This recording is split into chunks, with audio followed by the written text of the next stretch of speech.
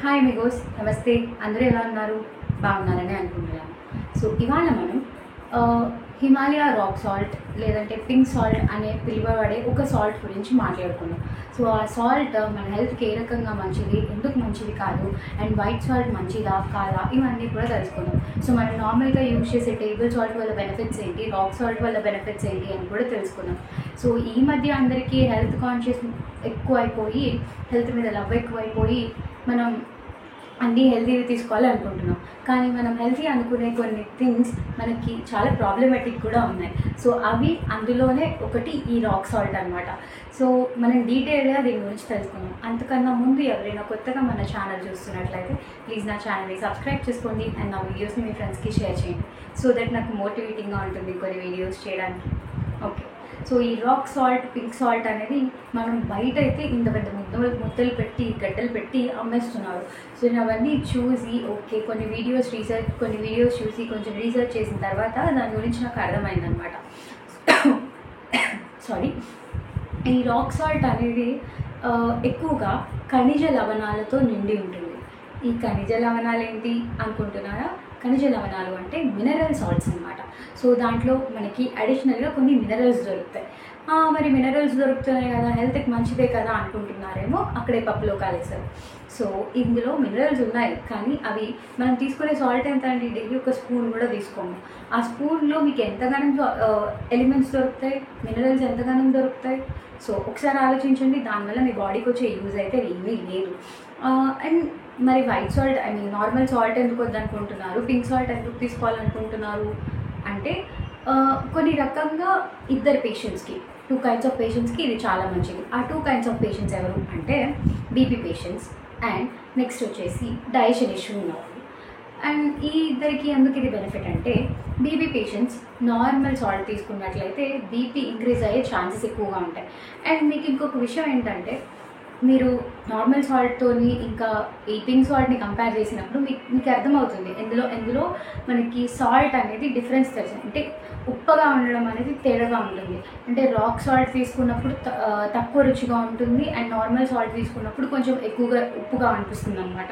So ఇది major difference. కానీ ఇందులో ఉండే సోడియం లెవెల్స్ అనేవి సేమ్. సో ఇక్కడే మీరు అర్థమైపోతుంది. సో ఇది పెద్ద మేజర్ డిఫరెన్స్ ఏం కాదు, జస్ట్ కలర్కి మాత్రమే, అది షో ఆఫ్కి మాత్రమే, షో పుట్ ఆఫ్ మాత్రమే అనుకొని చెప్పచ్చు. And next digestion helpful. So ఎందుకు అంటే ఇది డైజెషన్కి హెల్ప్ఫుల్గా ఉండడానికి కారణాలు ఏంటి అంటే దీంట్లో ఉన్న ఎలిమెంట్స్ నిజంగానే డైజెషన్కి హెల్ప్ చేస్తాయన్నమాట. సో ఈ విధంగా ఇది 2 పేషెంట్స్కి హెల్ప్ఫుల్. ఫస్ట్ వన్ వచ్చేసి డైజెషన్ ఇష్యూస్ ఉన్న వాళ్ళకి, అండ్ సెకండ్ వన్ వచ్చేసి హై బీపీ ఉన్న వాళ్ళకి. సో బీపీని కంట్రోల్ చేయడానికి ఇది హెల్ప్ చేస్తుంది. అండ్ దీంట్లో ఉన్న డ్రాబ్యాక్ ఏంటి అంటే మనకి అయోడిన్ లెవెల్స్ అనేవి రాక్ సాల్ట్లో చాలా తక్కువగా ఉంటాయి. సో అయోడిన్ అనేది పూరా ఉండదనే చెప్తాను నేనైతే. సో నార్మల్ సాల్ట్ తోటి కంపేర్ చేసినప్పుడు మీకు ఇందులో ఏవైతే అయోడిన్ అనేది నార్మల్ సాల్ట్లో ఎక్కువగా ఉంటుంది, అండ్ దీంట్లో అసలే ఉండదు. మీరు గుర్తుపెట్టుకోండి, ఎదిగే పిల్లలకి అయోడిన్ అనేది చాలా ఇంపార్టెంట్. ఎందుకు చాలా ఇంపార్టెంట్ అంటే అయోడిన్లో మనకి థైరాయిడ్ గ్లాండ్ అని మన బాడీలో ఒక గ్లాండ్ ఉంటుంది. మన బాడీలో ఫంక్షన్స్కి అది చాలా ఇంపార్టెంట్. మన మెటబాలిజంని ఇంప్రూవ్ చేయడానికి కూడా అది చాలా ఇంపార్టెంట్. అయితే ఈ అయోడిన్ అనేది రాక్ సాల్ట్లో ఉండదు. మీరు రాక్ సాల్ట్ తీసుకున్నట్లయితే, ఎదిగే పిల్లలకి అది ఇచ్చినట్లయితే మీకు చాలా ప్రాబ్లం అవుతుంది. ఎందుకంటే పిల్లల డెవలప్మెంట్ అనేది ఆగిపోతుంది.